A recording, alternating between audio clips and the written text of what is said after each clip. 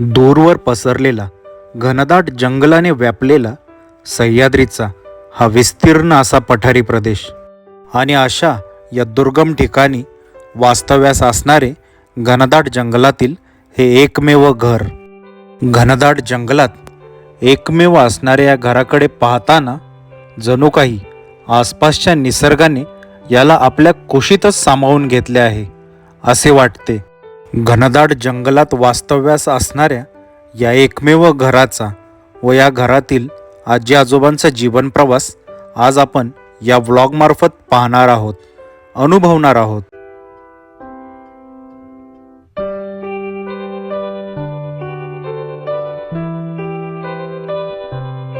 पठारावरती वाटा इतक्या आहेत ना, वाटा चुकण्याची शक्यता जास्त आहे या ठिकाणी. पूर्ण पठार तसं किती एकरात असेल दादा? हे घर आहे का समोरचं मंदिर आहे? हे कशाचं मंदिर आहे? डोक्यात काहीच कळत नाही ना, कुठून काय चाललोय, कसं चाललोय सांगू शकत नाही. आणि त्यात जनावरांची भीती आहे. आता आपण जे मंदिर बघितलं तर इथं वाघाचा अधिवास आहे का? म्हणजे वाघ आहेत का? वाघ डोंगराव पठारावरती वाघ असणारच, ते असं थोडं एका जागेवर थांबत नाही ना. हा, असल्या भयानक वाटा आहेत ना. आपण आता चाललोय पठारावरनं, पण समजत काहीच नाहीये कुठून चाललोय काय. दादा फक्त पुढे आहेत आणि त्यांच्या मागं जायचं आपलं काम चालू आहे. गेले पाऊण तास झाला आपण चालतोय, परंतु वाटा समजत नाहीये. आजी आले की समोर? आजी किती लांब राहता तुम्ही? कुठे आहेत घर? कुठे आहेत तुमची? बरंच चालतोय आम्ही, 1 तास झालं चालतोय. अच्छा, तुम्ही बसायला टाकताय आम्हाला? स्वयंपाक आजी अजून पण चुलीवर चालतं ना? अरे वा. पण इकडं पाऊस ह्या वर्षी भरपूर पडला. लय पाऊस. मग आता इथं पाऊस एवढा पडला तर दुःख किती होतं? दुःख तर बोलूच नका. कारण की आम्हाला दादा काय म्हणले माहितीये का, दुःख असतं तर म्हणले मी तुमच्यावर आलोच नसतो. पठारावरती लग्न झालंय म्हणजे किती मोठी गोष्ट आहे. आजूबाजूला एवढं निसर्ग, मग वराड सगळं डोंगरांनी चालत. 4 दिवसाची लग्न होती. 4 दिवस? 4 दिवस. 7 वाजता सकाळी 7ला जायचं तर संध्याकाळी 7ला. या वयात तुमचं गुरांबरोबर चाललं कमीत कमी 20 किलोमीटर तरी असेल. आता तुम्ही जास्त 20 किलोमीटर. चला, आज तुमच्या हातचा स्वयंपाक आम्हाला नशिबाला लाभला. एवढ्या वरती आलोय. हे तुम्ही काय आता घोंगडे घेतला अंगावर? पावसापासून आपले संरक्षण होतं याचं. काय दिसतं तिथून? आणि सगळी गावं दिसतात, हा. रस्ता दिसतो आणि गाड्या दिसतात. बर, म्हणून तुम्ही म्हणले का एक ठिकाण दाखवतो चला. बाकी इथून काय धबधबे वगैरे? धबधबे आहेत पण ते आता इथून नाही दिसणार. अच्छा. नमस्कार मित्रांनो, आत्ता आपण मावळातलाच एक निसर्गरम्य असा पठारी प्रदेश आहे. तर त्या ठिकाणी फक्त एकच घर आहेत. तर त्या ठिकाणाला आज आपण भेट देत आहोत. त्याला कांबरे पठार या नावाने ओळखलं जातं. तर आत्ता जी डोंगरवाट आहे ती डोंगरवाट चढून आपण आलेलो आहे. अत्यंत घनदाट अशा रानातनं जंगलातनं ह्या वाटा गेलेल्या आहेत, पायवाटा. तर त्या पायवाटांवरून आपण आत्ता चालत त्या कांबरे पठाराकडे चाललेलो आहे. तर ते कांबरे पठारावर आहेत, तर तेथील लोकांची आज आपण भेट घेणार आहोत. ते अशा या निसर्गरम्य वातावरणात कसे राहतात, या ठिकाणी राहताना त्यांना येणारे दैनंदिन जीवनातले अनुभव त्यांच्याकडून आपण जाणून घेणार आहोत. तर आता ह्या गेलेल्या पायवाटेने आपण त्यांच्याकडेच चाललोय. कांबरे पठाराकडे ही पायवाट जाते. आता आपण त्यांना भेटू, त्यांच्याशी गप्पा गोष्टी करू. त्याचाच हा सर्व व्हिडिओ तुम्हाला पाहायला मिळेल. संपूर्ण व्हिडिओ शेवटपर्यंत नक्की पहा. आता आपण चाललोय कांबरे पठाराकडे, चला. दूरवर पसरलेले पठार आणि त्यावरून जाणाऱ्या असंख्य ढोर वाटा, या वाटातून नेमकी वाट ओळखणे तसे अवघड काम होते, परंतु सोबत असलेल्या सुदाम दादांमुळे ते सोपे झाले. दादा, मला एक सांगा, आता आपण कांबरे पठाराकडे चाललोय, किती चालायचंय अजून आपल्याला? तरी अंदाजे अजून 1 तास चालायचंय. चालायला हे असंच माळरान आहे आपल्याला, म्हणजे असं डोंगर वगैरे नाही, आता पठारावरनच चालायचंय. अच्छा, हे काय झरे?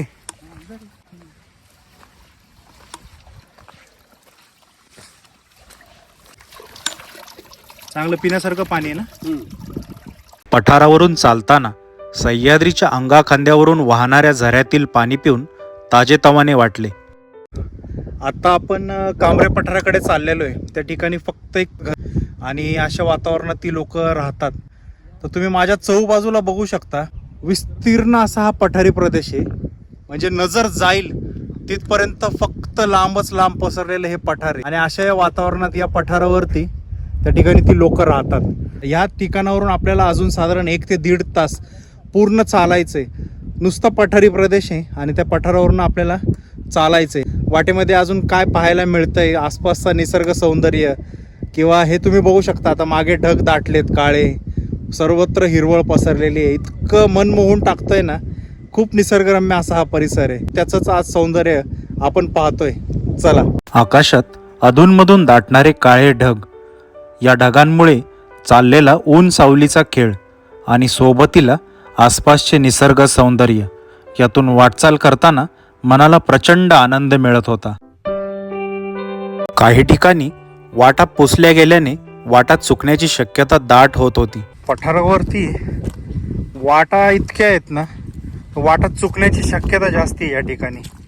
त्यामुळे चालताना सोबत माहितीतला माणूस असणं खूप आवश्यक आहे. तर आमच्या ग्रुपमधले 2 जण पुढे गेले, मी मागे थांबलो. मी वाट चुकलो थोडीशी, त्यांना आवाज दिलाय. आता त्यांनी पुढं माझा आवाज गेला त्यांना. मी आता चाललोय. या ठिकाणी दुसरी भीती कशाचीच नाही आहे, फक्त वन्य प्राण्यांची भीती आहे. मागं रस्ता एकदम ब्लॉक होता. मी म्हटलं कुठल्या बाजूने गेले तुम्ही? हा नाही तेच. हो हो हा. आणि तुम्हाला शोधत आवाज पण येणार काहीच नाही, मी मागं पडलो एकदम. नाही. शक्यतो मागे पडू नका, तर एवढं पठार आहे. मोठं पठार आहे. हा, वाटा चुकण्याचे चान्सेस खूप आहेत. या पठारावरून वाटचाल करताना आसपास असणाऱ्या जैवविविधतेचे दर्शन पावलोपावली होत होते. हे बघा, हे वाटेत चालताना सापाची कात या ठिकाणी, म्हणजे साप जो त्याचा नैसर्गिक प्रक्रिया आहे, दगडावरती घासून तो अंगाची जी त्याची साल असते, ज्याला आपण कात म्हणतो, ती त्यांनी या ठिकाणी सोडलेली आहे.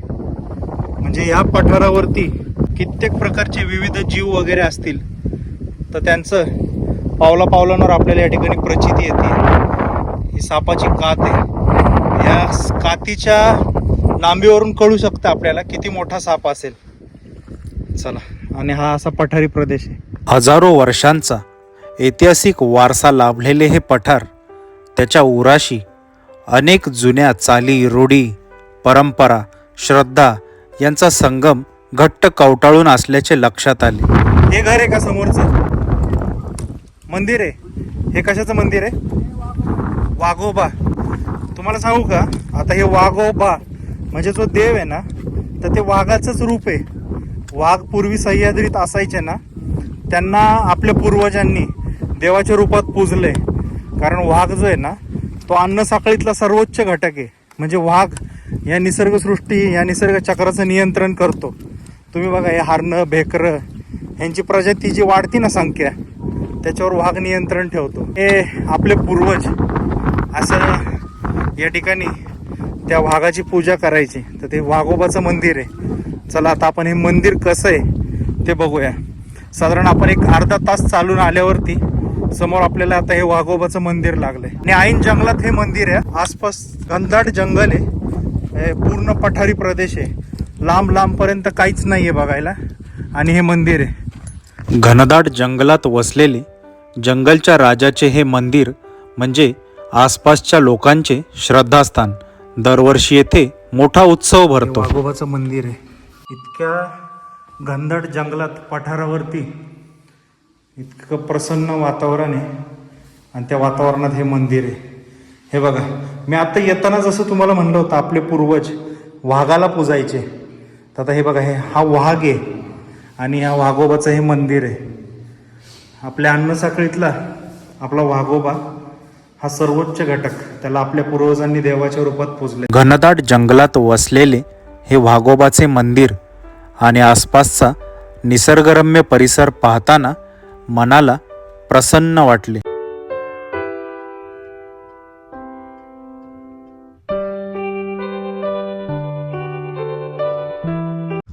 मागे आता तुम्हाला हे वाघोबाचं मंदिर दिसत असेल, तर कांबरे पठाराकडे जाताना वाटेत आपल्याला हे वाघोबाचं मंदिर लागतं. त्या मंदिरापासून अजून साधारण आपल्याला 1 तास अजून चालायचं आहे. तर हे वाटेत चालताना हे मंदिर लक्षात ठेवा. मंदिर म्हणजे ही खूण आहे की आपण कांबरे पठाराच्या रस्त्यावरती योग्य प्रकारे आहोत. चला. या मंदिरापासूनच पुढे जंगलातून जाणारी पाऊलवाट तुडवत आम्ही घराकडे प्रवास सुरू केला.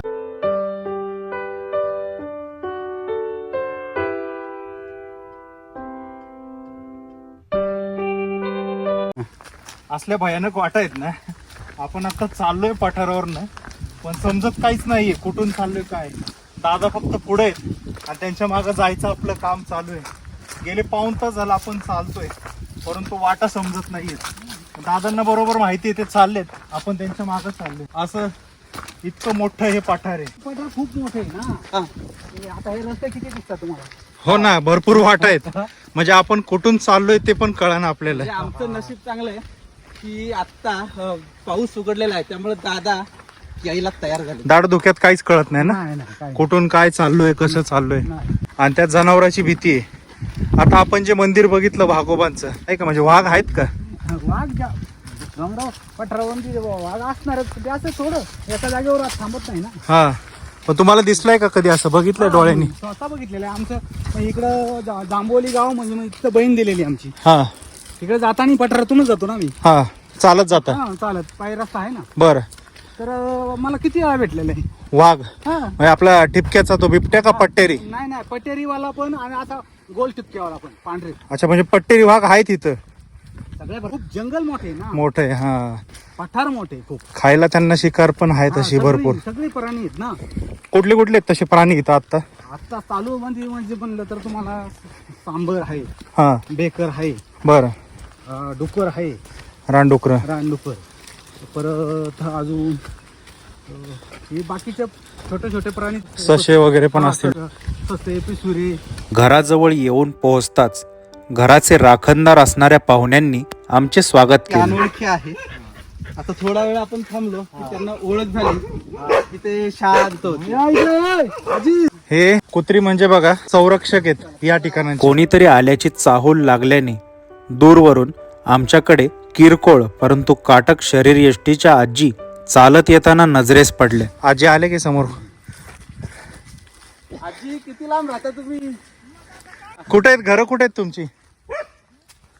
बरंच चालतोय आम्ही, 1 तास झालं चालतोय. म्हणलं आता घर आहेत का नाही. आलो भेटायला. तुमची घर कशी आहेत, कसं राहताय कसं तुम्ही? राहता हे बघायला आलोय. किती लांब राहताय तुम्ही? मग आता काय करायचं? लाईट आहे इकडे? तुम्ही हिरव्यांचे का? हिरवेच्या तिथे पुढे हा, तुम्ही आणि जाण करा. जानकर. हा. जानकर. मग आपलं तो इटलचे. हा. इटलचे कोण तुम्ही? आई आई का? अच्छा, तुम्ही पूर्वीपासून इथंच राहताय पठारावर? पाऊस बापरे. पाऊस किती दिवस उघडला इथला? 2-3 दिवस झाला, नको केलं बा पावसानं. हा ना? लय भरपूर भयंकर. पडला. अति पाऊस पडला. भयानक. नाही, पावसाचं काय म्हणजे आठवडाभर कंटिन्यू चालूच होता. आठवडाभर. है ना? असा पाऊस किती वर्षातून बघितला तुम्ही? लय वर्षातून. असा पाऊस नाही झाला ना. हा, नाही. चला, आम्ही आलो भेटायलाच तुम्हाला. किती घर आहेत तुमची इथं? आमची दोनच आहे. 2च घर? मग अशा ह्या जंगलात तुम्ही 2च घरांमध्ये? इथलं किती होतं हो पावसात? फक्त असं जाय जवळ आले दिसत. जवळ पण दिसत नाही. अजिबात नाही. जवळचा माणूस दिसत नाही. एवढं दाट धुकं. कुत्री चांगली आहेत बरं का. लगेच त्यांना समजलं आम्ही जवळ आलोय. मग आता तुम्ही घरी एकटेच आहे का? म्हातारा आहे ना आमचं. आहेत का? हा, हे घर आहे. अरे वा, मस्त घर एकदम. घर छान आहे. हे तुमचं घर आहे आजी? हा, हे दोन आमचे आहे. हे दुसऱ्याचे आहे. हे आणि दुसऱ्याचे आहे. हा हा. बाहेरून दगडामातीने सारवलेले घर छोटेसे वाटत असले तरी आत जाऊन पाहताच त्याचा असलेला प्रचंड विस्तार नजरेत सामावत नव्हता. घरात जाताच येथे राहणाऱ्या आजी आजोबांच्या मनाच्या श्रीमंतीची प्रचिती आली. तुम्ही बसायला टाकताय आम्हाला. कोंगड्यावर बसण्याची मजाच वेगळी. स्वयंपाक आजी अजून पण चुलीवर चालतं ना? हा, तुमचं नाव काय बाबा? रामभाऊ विठू जानकर. रामभाऊ जानकर. आजी तुमचं? असं कुवाय. सखूबाई जानकर. अरे वा, मस्त. किती वर्ष झाले तुमचे पूर्ण आयुष्य इथंच? आता इकडे पाऊस ह्या वर्षी भरपूर पडला. लय पाऊस. हा. जेव्हा हे असली मग आता इथं पाऊस एवढा पडला तर दुःख किती होतं? दुःख बघ. दुःख तर पडूच नका. हा, काय तेच काही म्हणलं. दिसत नाही. कारण की आम्हाला दादा काय म्हणले माहितीये का, दुःख असतं तर म्हणले मी तुमच्यावर आलोच नसतो. तिथं तुम्ही आहे ना, इथं मी असले तुम्ही दिसणार नाही. म्हणजे जवळचं पण दिसणार नाही. नाही, अजिबात नाही. आता बघा, आम्ही ज्या चालायला सुरुवात केली, मग येताना वाटेत वाघोबाचं मंदिर लागलं. तिथून पुढे वाटच कळत नव्हत्या. हा, मग ते आमच्या जनावरांचा नसतं. हा, आम्ही कसं चालतोय, कुठं चालतोय, नुसतं यांच्या मागं चालत होतो. जनावरांचं नसतं. तो म्हणजे ज्या वाटा फुटल्यात ती रानटी जनावरांचा नाही रस्ता. आपल्या घरची. आमच्या जनावरांचं म्हणजे ती एकाच वाटेने पुढे चालत ते राहतात. असे सरळ करता ह्या रस्त्याने जाणार त्या रस्त्याने जाणार. ढोर वाटा हा डोर वाटा हा तर ते ढोर वाटांमुळे माणसं चुकतात जास्त. हा. हा, पण ते तुम्ही माहिती आहे वाटांची तुम्हाला, त्यामुळे तुम्हाला सवय आहे रोजची. सवय. आता तर तुम्ही इथवर आलंच नसतं. हा ना, हे नसते तर नसतं. मी आलोच नसतो मस्त त्यांच्यासोबत. आलं. नाही, धोक्यात लयच अवघड आहे पण इकडे येणं. लय पाऊस. आम्हालाच नाही सुधरत तर. मग आता समजा आता दुःख आहे, हा. दाटच दुःख आहे, तर तुम्हाला त्या पाऊल वाटा लक्षात येत त्यामुळे हा तुमचं येणं आमच्या जाणं. बरोबर आम्ही त्यांच्या खुण्याने बरोबर जातो. त्यांना आमच्या खुण्याने आम्ही बरोबर जातो. बरोबर. आता तुम्हाला जर बाजार करायचा आहे, हा. किराणा वगैरे तुम्ही ते कुठून आणायचं? टाकू कांची एवढं चालतच डोक्यावरून आणायचं. लग्न बिग्न सगळी चालतच मुलगी असायची. हा. आमच्या लोकांची झाली आता माझी पायी पायी जायची. वराड चालतच. वराड. पायी पायी त्याच्यावर बैलगाड्या निघाल्या. त्याच्यानंतर बैलगाड्या हा त्याचबरोबर आता सगळं झालं. तुमचं लग्न कुठं झालं, इथं का खाली? इथं झालं.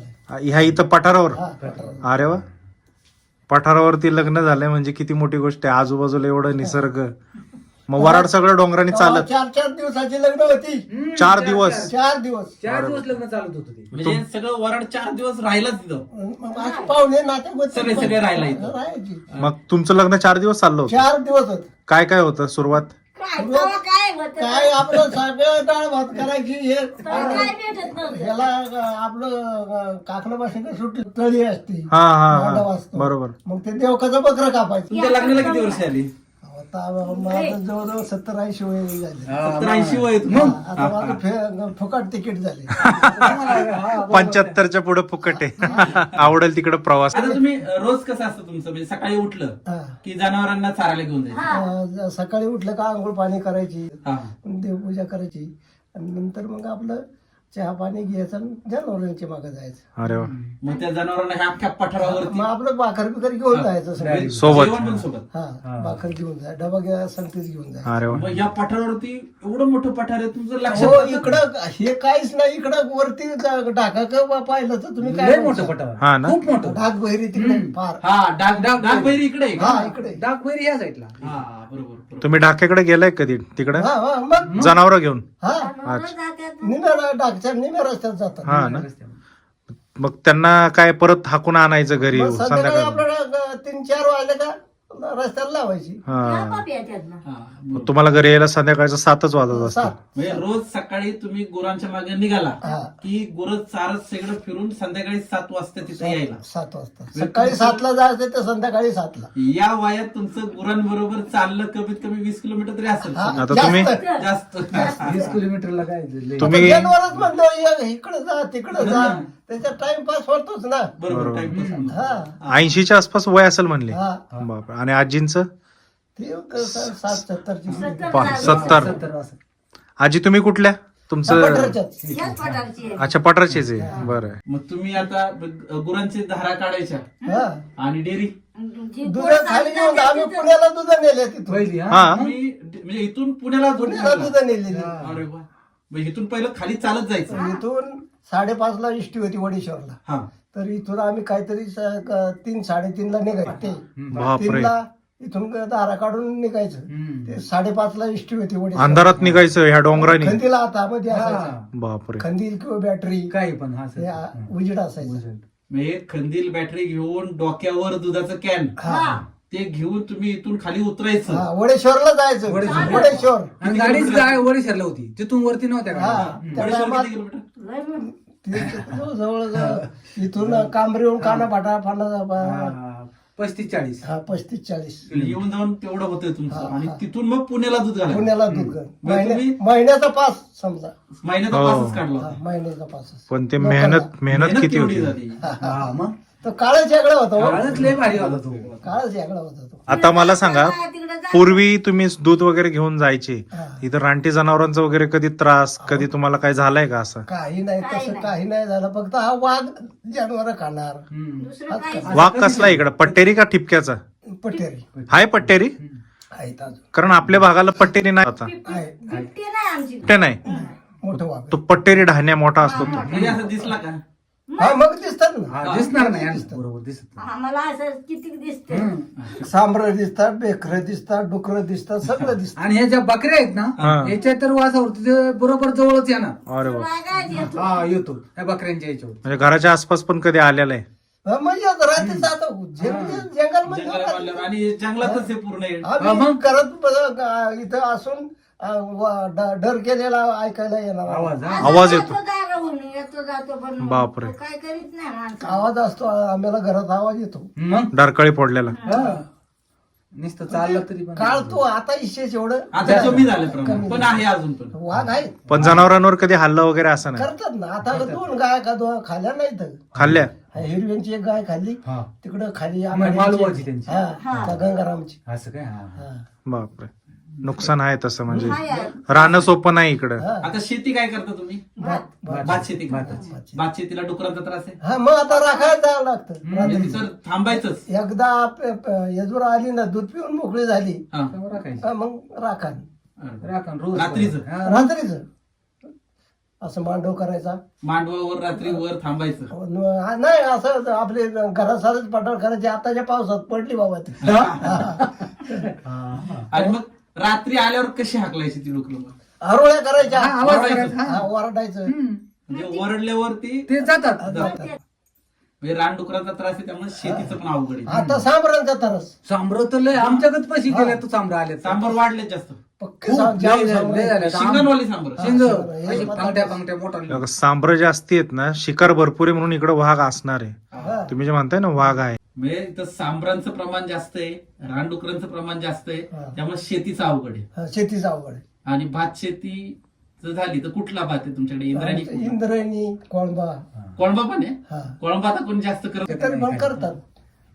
कोण बघ असे पण आपल्याकडे खरं पाहिलं ना, आंबे मोर कोळंबा हे आंबे तांदूळ मोहर खराब आणि इथं आमच्या जवळ रायभोग म्हणून होता. आंबे मोहरला पुढे होतं ते. हा, हा. तर ते हे वासामुळं ते लोकांनी आता करत नाही. करत नाहीत. आणि इंद्रायणी प्रत्येक जण इंद्रायणी मागायला लागले. इंद्रायणी सांगू का तुम्हाला इंद्रायणी का करतात ते इंद्रायणीचं भात जास्त उंच येत नाही. ते डुकरांना मोडता येत नाही. हा म्हणून करतात का?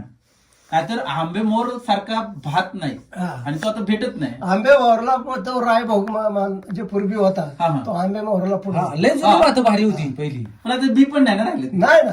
नाही नाही बी पण ते नाही. मोडूनच टाकलं लोकांनी. कारण त्याला वासच नाही. त्याच्यामुळे ते नुसतं तो पाला जरी असला ना त्या रायभोगाच्या पाल्याला वास असायचा. हा, हा. त्याच्यामुळे ते डुकर त्याला जास्त जटायचे. बरोबर. आणि आताच्या पिढीला ते तांदूळ पण नाव पण माहिती नसते. आणि ते अजिबात नाही. तर दोनच इथं तांदूळ. जर समजा ह्या घरात जर भात घातला हा. तर तुम्ही कमीत कमी जर दुसऱ्या घरी असलो तर त्याचा वास जाणार. तिकडं असा जाणार. तो रायभोग होता. आणि आताच्या लोकांना दोनच तांदूळ माहिती आहेत. बासमती आणि इंद्रायणी. त्याच्या पुढे दुसरे तांदूळच माहित नाही. काहीच माहिती नाही. तुम्ही आता इतक्या वर्ष इथं राहताय, किती वर्ष झाले तुम्हाला इथं राहताय तरी? आता आयुष्य जन्माची किती पिढी तुमची? 3 पिढ्या झाल्या. तिसरी पिढी. झाल्या. इथं राहणारी ही तिसरी आजोबाची पिढी. झाली, वडिलांची झाली आणि ही माझी. बापरे. आता पोरांची लागली. आता पोरांची म्हणजे आजोबांचं वय 70-80 पकडू, तुमच्या वडिलांचं 70-100ची पुढे असं. 100च्या पुढे आजोबा असतील. हा जुन्या लोकांचं काय खाणं पिणं तसं होतं. खाणं पिणं त्या लोकांचं वेगळं होतं. म्हणजे आपलं 100 त्यांचे पकडू आपण, तुमच्या वडिलांचे 70 एक पकडू, 70-80. 80 पर्यंत. नाही, 80. 80 मिळत, हा, 80 मिळत. 80 आणि आता ही तुमचा 80. हा, 80 म्हणजे पण नाही म्हणलं तरी जास्त जातं. 300 वर्ष झाली तुम्हाला इथं राहताय तुम्ही. 300-350 पिढ्याने पिढ्या. पिढ्यानपिढ्या. तेव्हा आजार नव्हता काय नव्हतं. काय नाही लोकांना आजार नव्हते. त्यावेळेस कसं होतं, लोक कष्ट भरपूर करत होते. आता कष्ट गाड्या आणि- नव्हत्या. मेहनत तेवढी. हे खत जे होतं हा. हे खत त्या टायमाला ह्या धान्याला वापरत लोकांना होतं. हा लोक शेणखत हा शेण खतावर सगळं. सगळं होतं त्यामुळं आहार चांगला होता. आता तुम्हाला सांगतो नाचणी, वरई आणि सावा हा. हे बिनखताची धान्य हो होती. हो हो. बरोबर. बिनखताची धान्य होती. किती ते तरी आता- नाचण्या पिकवल्या आम्ही. आता ते धान्याला 100 रुपये किलो नाचणी वरई 100 रुपये किलो होय. झाली. ते तरी आता कोणी- कोणी करीत नाही. तरी पण करत नाही करत कोणी. नाही. तेव्हा अशी भाजी पाला काय ताकद दूध काय चटणी सुद्धा मिळत नव्हती. हा. म्हणजे पहिलं लोकांना काही भेटत काहीच नव्हतं नाही असं बाजारचं काहीच माहिती नाही. बाजारचं माहिती आणि नव्हतं. बाजार आणायचा प्रकारच नव्हता. आणि बाजार कुणी आणत पण नव्हतं. नाही नाही जास्त हो, बाजारात मला नाही. कळत्या 2 किलो त्याला तर वर्ष घालवायची लोक. अहो आता 2 किलो महिन्याला बी पुरत नाही. महिन्याला आता हा, डबा महिन्याला काय तो महिन्याला डबा लागतोय आता. डबा लागतोय. विचार करा, आता तुम्ही म्हणताय 2 किलो वर्षभर पुरवायचे. मग आता पर्याय काय म्हणजे होता? भाजी नाही, पाला विचार नाही, करा. काहीच नाही. पूर्वीच्या लोकांच्या जेवणात तेलाचं प्रमाण किती कमी होतं. हा. आता तेलाचं प्रमाण वाढलंय, त्यामुळे आजार भरपूर वाढले लोकांना. आणि आताचं तेल रासायनिक तेल. आता पूर्वी बरं का हे झटकं नव्हतं. नव्हते आता झटक्याचा आजार खूप वाढला. पेरलेच नव्हतं. पेरलेच नव्हतं. त्याच्यानंतर बीपी नव्हतं. आणि ते हे दुसरं आपलं तो एक कांचा शुगर आम्हाला कळच त्यापर्यंत नव्हतं. आणि आता साखर का व्हायला लागली, लोकांचा व्यायामच नाही झाला, हालचालच नाही शरीर. शरीराला हालचाल नाही ना. शरीराची हालचाल जर नसेल ना तर तुम्हाला पाहिजे आता तर बघा, काही आजार होऊ शकतात. तुम्ही वयाच्या 80व्या वर्षात 20 किलोमीटर गुरांच्या मागे बसताय. शहरात माणूस 80 वर्षाचा तो साधा जिना बी उतरत नाही घराचा. 80 तर लयच झाला, 80ला कोणी जात बी नाही. जात बी नाही. पण 60-70 वर्षाचा बी माणूस घर सोडत नाही नाही आजकाल. ना सोडणार. नाही. त्याला मोबाईल वगैरे ह्या गोष्टी इतक्या असतात ना, म्हणजे सुखसोयी एवढ्या आहेत ना आजूबाजूला, तर माणूस घर सोडून बाहेरच पडत नाही. बाहेर पडत नाही. त्यामुळे आजार पण इतके वाढलेत ना लोकांमध्ये. लवकरच जातो ना. हा, लय आजार पण वाढलेत. ते असं झालेलं आहे. लिफ्टेने खाली यायचं, लिफ्टेने वर जायचं. आता ते आम्हाला लिफ्टेन आणि फिफ्टेन आपल्याला जमत बी नाही. तुम्हाला डोंगर पायानेच चढायचंय, पायानेच उतरायचं. आजी आजोबांसोबत गप्पा सुरू असतानाच त्यांनी आम्हाला जेवणासाठी आग्रह केला. तुमच्या हातची आज आपण जेवणाचा आनंद घेऊ. तुम्ही आता भाजीपाला आणायला आता जाताय, हा. पण अगोदरचा काळ असं भाजीपाला आणत नव्हता तुम्ही. नाही, आणायचं भाजीपाला, पण आता रानटी रानच्या भाज्या. हा, रानची भाजी. हा. तुम्हाला सांगतो ही कुळई, आता ती तुम्हाला माहिती आहे. कुळाईची भाजी म्हणून आहे. कुळईची भाजी 2च दिवसाची, नाही तर मग नंतर निभाजी, निवारण अच्छा. सायताची भाजी, ती चालती आणि ही रानकेळी, हा. अशा भाज्या आपल्या रानटी. रानटी भाजी मग त्यावेळेस तुम्ही रानटी भाज्या गोळा करून बनवायच्या. त्याच्यावरतीच चालायचं. चालायचं. आम्हीच कसली गावातली जे लोकं आमची होतो. पण लोक आहेत ना खाली घाटाला जायची, अच्छा. तेही केळीची भाजी हा. ते आणायला. आपली केळी आता कशी येते, हा. ही मग आपण खातो हा, हा, हा. केळी, तशी तिला पुढं ते फळं येतात. मग त्याची भाजी, पिढ्याची भाजी बोलतात ते. तुम्हाला अजूनही त्या भाज्या आणता तुम्ही. हा, आणू शकतो. पण ते काय झालंय, या डुकरांनी त्या केळी ठेवल्याच नाहीत. नाही तर लय होते पहिले ते. रानकेळी डुकरांनी आता पित्र लोक पूर्वी जेवायला घालायची, त्या रानकेळीचीच पानं हो आणायची. हो. तेच तेच ठेवायचं ते. हा हा, ते आता सगळं संपलं. आता काय राहिलं नाही. पण तुमचं पूर्वी ह्या सगळ्या तुम्ही भाज्या, रानभाज्या खाल्लेल्या आहेत, त्यामुळे आज एवढं दणकट शरीर तसं मजबूत आहे. 80 वय बनणार नाही तुमच्याकडे कोण बघून तुमचं, वाटत नाही. दूध वगैरे अजून बी पिता असाल. जेवणापुरतं खायचं, हा. जेवणापुरतं जेवणाला खायचं. आहारात दूध आपलं दही. हेच आहे सगळं, दूध दही ताक. पूर्वीची लोक ताक पण भरपूर प्यायचे. मग? ताकात पण लय ताकद आहे. हे सारवून दर आठवड्याला घ्यावं लागत असेल ना. 2 दिवशी 3 दिवशी सारवायचं. हा. आणि हे भिंती आपल्या शाडूच्या मातीने सारवायच्या का आपल्या राख शेण राख. राख आणि शेण. ही लाकडं कशाची आहेत? जांभळी. अच्छा, जांभळीची सगळी ना. हे घर बांधायला पूर्वी जांभळीचीच लाकडं वापरायचे. जांभळ, वरस. आता ते घर बांधणारे राहिलं नाहीत, आता सगळं लोखंड निघालं. नाही, आता सगळं बांधणीच वेगळी झाली घरांची. हे बघा ना, नुसतं दगडा मातीचं आहे, पण इतकं मजबूत घर. म्हणजे हे घर खासियत आहे, थंडीत तुम्हाला उभंच देणार आणि उन्हाळ्यात गारवा. उन्हाळ्यात गार. याच्यामध्ये तुम्हाला गरम जाणवणार नाही, पावसाळ्यात थंडीत ऊब देतं. आजींनी चुलीवर शिजू घातलेल्या भाताचा सुगंध घरभर दळवळू लागला होता.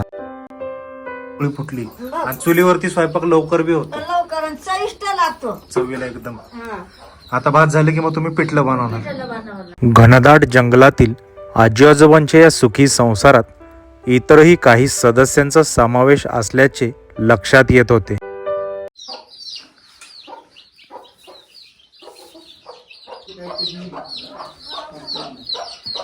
हे जातं जुनच आहे का बाबा? आता ह्याच्यावर करतं काय? हा ना, पण ठेवलंय आपलं आठवण म्हणून. हे तुम्ही काय घोंगडे घेतला अंगावर? हा, पावसापासून आपलं हे संरक्षण होतं याचं. पावसाळा गोगड्यामध्ये. तुमचा देशी रेनकोट. हा, ह्याच्यातनं पाणी कसलंच येत नाही आत. हा, पाणी नाही. आतमध्ये कसं आहे? ही एकदम साधी घोंगडी. अच्छा. दुसऱ्या पक्कम घोंगड्या असतात. पण ह्याच्यातनं पाणी बिलकुल नाही येत. मोटरच्या केसाच्या घोंगड्या जे आहेत ना, हा, ते लय बक्कम पाण्याला पण ते कोण बनवत नाही ना. आहेत ना. मग हे कशाचं आहे? हे तेच आहे, पण हे मिक्सर आहे आपलं साधं आहे. मग ह्याच्यातनं पाणी येतं. हा, पाणी येते. हा, मग भिजत नाही का तुम्ही? नाही, कागद वरती घ्यायचं. हा, हे गोंगडीवरती कागद टाकला की टेन्शन. ह्यानी ऊब चांगली. ऊब पावसाळ्यात म्हणजे थंडी वाजत नाही है ना बाहेर रानात. आता आपण आजी आणि आजोबांसोबत आतमध्ये बसून गप्पा मारल्या. त्यांनी जेवणासाठी इतका आग्रह केला तर ठीक आहे, आता आपणही खूप लांब आलोय. परतीच्या प्रवासाला आपल्याला परत पायवाट 1.5-2 तासाची तुडवायची. तर आता आजींच्या हातचा आपण थोडासा भात आणि पिठलं खाऊ. तर आजी भात आणि पिठलं बनवतायत आतमध्ये चुलीवरती, आजींचा स्वयंपाक चालू आहे. तर बाबा म्हणले चला माझ्यासोबत आसपासच्या परिसराचा तुम्हाला फेरफटका मारव, आसपासच्या परिसराबद्दल बाबांकडून जाणून घेऊया. चला, आता आपण बाहेर येताना तुम्ही काय म्हणले एक ठिकाण दाखवतो तुम्हाला. काय म्हणजे तिथं बघण्याकरता अच्छा काय दिसतं तिथून? खाली सगळी गावं दिसतात, हा. रस्ता दिसतो आणि गाड्या दिसतात. बर, म्हणून तुम्ही म्हणले का एक ठिकाण दाखवतो. चला, बाकी इथून काय धबधबे वगैरे? धबधबे आहेत पण ते आता इथून नाही दिसणार. अच्छा. या घनदाट जंगलाबद्दल खडाना खडा माहिती असणाऱ्या बाबांच्या मागे बाबा काहीतरी खास दाखवणार या आशेने आम्ही चालू लागलो. काही अंतर चालून येताच अंगावर आलेल्या प्रचंड वाऱ्याच्या झोताने पठारावरील हा सर्वोच्च भाग असल्याचे जाणवले. मला वाटतं पठारावरचा सगळ्यात उंच भाग असेल हा. समोर डोंगर दिसतात. ते डोंगर कुठलेत बाबा? तो डोंगर तिकडे वर्सोबाईचा डोंगर. वर्सुबाई, भीमाशंकर वगैरे कुठलं? भीमाशंकर आपल्याला इथून दिसला असता ठिकाण, हा. पण ते जरा अंधुक अंधुक दिसतंय. हा, धुकं आहे समोर म्हणून. बाबांसोबत या ठिकाणापर्यंत येऊन पोहोचताच खरोखरच आसपासच्या निसर्गाने मनाला भुरळ पाडली. हे धरण कुठले बाबा? ठोकळवाडी धरण आहे का? कोकळवाडी धरण आणि आसपासचा हा नजारा हे आज तुमच्यामुळे बघायला मिळाला आम्हाला. वा, काय दिसतंय हे. स्वर्ग आहे स्वर्ग. बाबांमुळं आज आपल्याला हे सर्व बघायला मिळाले. आसमंतात चहूबाजूला पसरलेले ढग, हिरवाईने नटलेल्या डोंगर रांगा हे पाहताना मन खरोखरच मंत्रमुग्ध झाले. त्या ठिकाणी थांबत काही क्षण हे सारे मनात साठवून घेतले. जर आमचा व्हिडिओ बघून कुणी आले तुमच्याकडे तर या त्यांना घेऊन इथं दाखवायला. येऊ लोक म्हणतील खरंच काय हा निसर्ग, म्हणजे इथं येऊन नुसतं बसणं मंत्रमुग्ध होऊन जाते हे माणूस. सारे पाहून अनुभवून बाबांसोबत आम्ही घराकडे परतीची वाट धरली. अर्ध्या वाटेपर्यंत आजी बोलवायला आल्याचे लक्षात आले. यास्तोवर तुम्ही तयारी केली? घनदाट जंगलाच्या कुशीत असलेले कांबरे पठार आणि त्या पठारावरील जानकर आजी आजोबांचे हे घर. आज या ठिकाणी आजींच्या हातचे गरमागरम जेवण करण्याचा योग आला. हे मस्त आता रानातनं भटकंती करून आलो बाबांसोबत. तर आजी आहेत. भटकंती आल्या आल्या भूक लागली हा, आल्या आल्या गरमागरम ताटावरती आजींनी बसवले. मस्त झालंय. कसलं मस्त आमचं वावर. नाही खरंच हे छान. जेवण आम्हाला भेटत नाही. चव इतकी छान आहे ना. आजींच्या हातचं जेवण चवदार. ताट चाटून पुसून खाल्ले ना. आता आजींनी ताक दिले मस्त. म्हणजे आपण पिठलं भात आता त्याचा आनंद घेतला आणि आता ताक पिणार मस्त. काय बोलायचं, आपल्या रान माणसांची श्रीमंती असती मनाची. बाबांनी आजींनी इतका आग्रह केला जेवणाचा तर आम्ही 2 घास खाल्ले. बरं वाटलं आम्हाला पण. मावळातील आज आपण कांबरे पठार हा निसर्गाने इतका भरभरून दिलेला असा परिसर आहे. तर त्या परिसरात हे एकमेव घर आहे कांबरे पठारावरती. हजारो एकरात पसरलेले हे पठार आहे. त्या पठारावरती हे राहणारे जानकर आजी आजोबा. तर आज आजी आजोबांची या ठिकाणी आपण येऊन भेट घेतली. त्यांचं हे घर आहे, या ठिकाणी ते राहतात आणि गेल्या अनेक वर्षाचा त्यांचा जीवन प्रवास या ठिकाणी आज आपण जाणून घेतला. तर आज आजी आजोबांचं जे काही या ठिकाणी राहताना त्यांना आलेले अनुभव असतील किंवा या ठिकाणचं त्यांचं दैनंदिन दिनक्रम जो असेल तो आपण जाणून घेतला. त्याचप्रमाणे आजी आजोबांनी भरभरून आपल्याला प्रेम दिलं. रिकाम्या पोटी आपल्याला त्यांनी आज या ठिकाणावरून जाऊन दिलं नाही. आजींनी प्रेमाने आपल्याला 2 घास खाऊ घातले. त्याबद्दल दोघांचे खूप खूप आभार. दोघांनी खूप प्रेम दिलं. तर पुन्हा आपण आजी आजोबांची भेट घेण्यासाठी नक्की येऊ. आणि आपल्यापैकी ज्यांना कोणाला शक्य असेल त्यांनी मावळातील हा कांबरे पठार जो परिसर आहे त्या ठिकाणी राहणाऱ्या जानकर आजी आजोबांची भेट एकदा तरी येऊन नक्की घ्या आणि त्यांचा प्रेम, जिव्हाळा, आपुलकी जो काही पाहुणचार आहे तो नक्की अनुभवा. तर पुन्हा भेटूया आपण पुढील ब्लॉगमध्ये. जय शिवराय, जय महाराष्ट्र. आसपासचा घनदाट जंगलाने व्यापलेला हा परिसर हा पूर्वी होता तितकाच दुर्गम आजही आहे. या ठिकाणी आजही वन्य प्राण्यांचा मुक्त वावर आहे आणि अशा या वातावरणात या ठिकाणी राहणाऱ्या आजी आजोबांचा स्वच्छंदी जीवन प्रवास आपण आज या व्लॉगमार्फत पाहिला, जवळून अनुभवला.